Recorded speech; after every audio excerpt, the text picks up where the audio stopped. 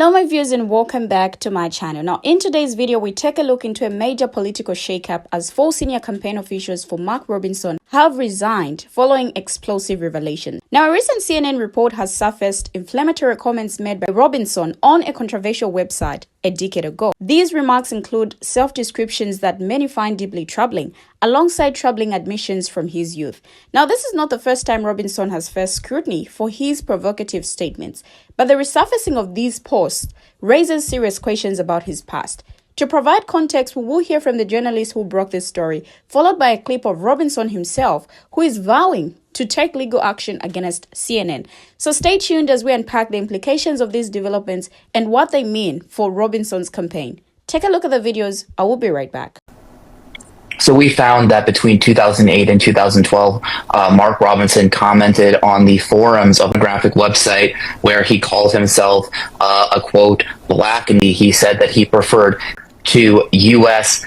Leadership. One of the most disturbing comments we found was him saying that he supported reinstating slavery. Robinson has also run as a very harsh anti-transgender candidate for office. And we found a comment in our story where he said he enjoyed watching transgender. He's running as a socially conservative candidate, very anti. And we found a comment where he said that he didn't care if a woman had it. And there was a lot of very graphic stuff that we couldn't even publish in our story. And then we also found a whole number of comments like where he said he got suffocation from a memory of spying on women in public showers as a teenager. So just a whole lot of disturbing stuff there that we were able to trace to Robinson, because he's used both the same username all across the web that he used on that forum, that his name was listed on that forum, and a whole bunch of stuff that pointed to that user being Mark Robinson. We have full confidence that we can go on. We're getting resumes from all over. We're getting offers from all over. People are jumping in to help us. We've made a ton of friends in this thing since we've been in. A lot of talented people right now are reaching out to us, and we're right in the process right now of forming a team that we know can still lead us to victory. So we have full confidence in our ability to keep going. But the timing of that, them walking away from you right now. The timing doesn't matter. It's not the timing. It's how you react, and we are ready to react. And we're doing it right now. We're getting it done. Governor Robinson, you've talked about the reporting being salacious lies, not true. Have you taken steps then to prove it's not you? We absolutely are. We absolutely are. We're in talks right now. Everything up to legal counsel to take CNN to task for what they have done to us. We are going after them. Okay, we are going to go after them for what they've done. But we have 5 weeks left in this race, folks, and make no mistake about it. We are not going to let CNN throw us off of our mission. Our mission is to win this race. And quite frankly, I am dismayed about the fact, as I said before, think about how many people out there right now, right in the place where we are right now, who are hooked on fentanyl, who are hooked on opioids, and how many will die tonight because of it. Think about what's going on our border. Think about what's going on the world stage. And this is what you choose to focus on. You've got these news cameras, news reporters, pens, pencils, your microphones. This is what you're focused on. You're not focused on the things that we talked about standing up there about our economy. You're not focused on those things. I am. I'm going to remain focused on those things. And you better understand, I am coming after CNN full throttle. But we have got to put the people first. And in order to put the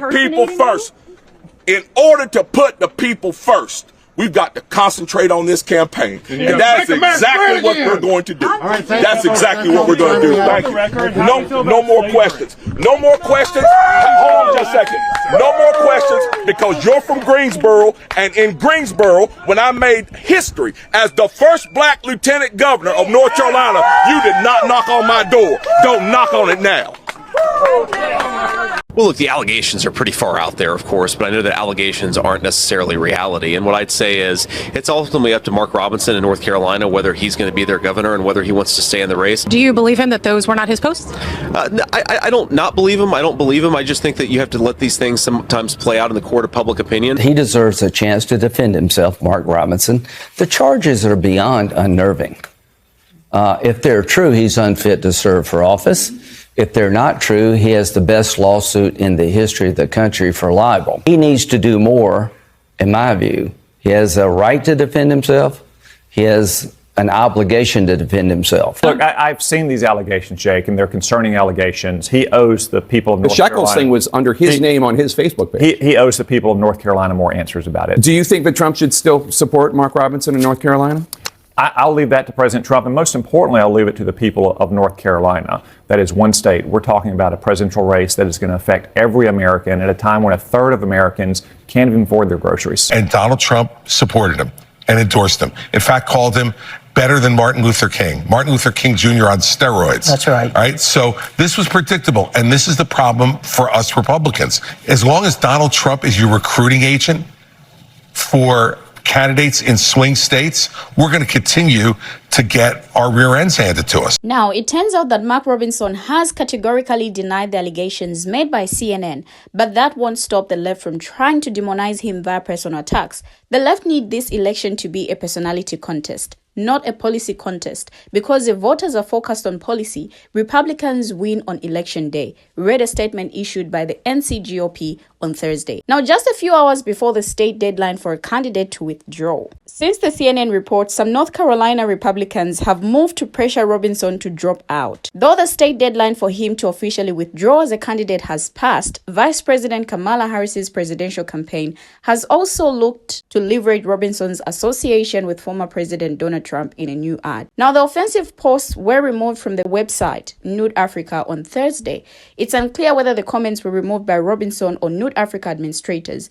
Neither the Robinson campaign nor Nude Africa responded to inquiries from CNN.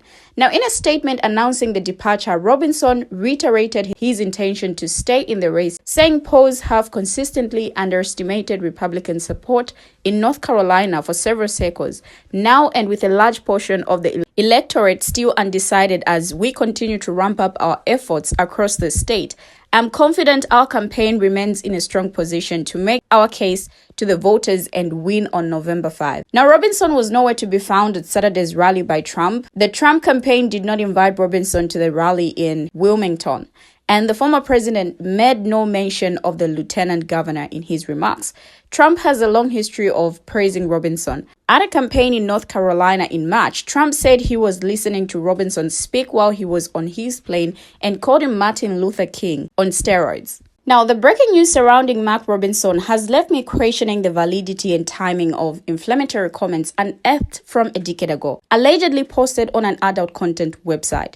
Robinson supposedly described himself as a black extremist and admitted to inappropriate behavior towards women. But can we confirm this was truly Robinson? Like, would someone seeking public office share identifiable information on such a platform? I don't know, but the skepticism is warranted. Why has this information surfaced now after 10 years? Is it like a genuine expose or a targeted attempt to discredit Robinson?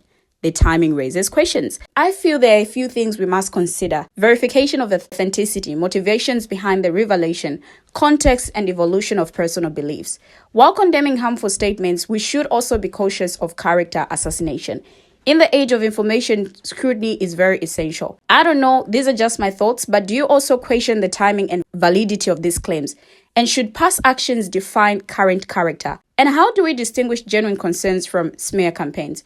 I want to hear from you as well. But before I have you share your comments, let me read a few comments and hear what others had to say as well. Now, this one says, didn't his opponent give this to CNN? Very fishy. Okay, tech people, set this out. I'm voting for him anyway. Proudly voting for Mr. Robinson in 2024. Well, I'm voting for Robinson. This is just more Democrat BS. He's been the lieutenant governor for over 3 years now, and all of a sudden this pops up. I smell something fishy. I don't trust CNN, even if they were talking about baseball. If CNN is going after you, you're probably doing something right. It's smear propaganda. I stand with Mark Robinson. Total BS on Mr. Robinson, evil smear campaign. If I lived in North Carolina, I would vote for him, pray for him, and Trump or Vance as well. Now, these are just a few comments from people and what they had to say about this topic. But what are your views on this? Share your thoughts, your contributions, your views as well in the comment section, and let's have a conversation. Thank you for always watching, and see you in my next video as I bring you another interesting video.